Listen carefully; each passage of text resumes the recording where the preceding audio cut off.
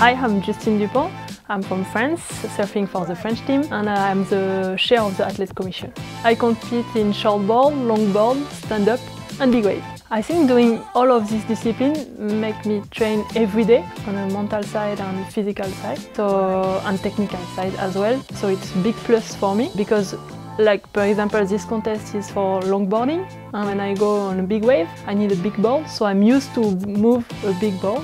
First major contest was at 15 years old, and representing France was a privilege, an honor. And it was so new for me at this age, like even speaking English, having a media, having a TV, and people asking me autograph or something like this was wow.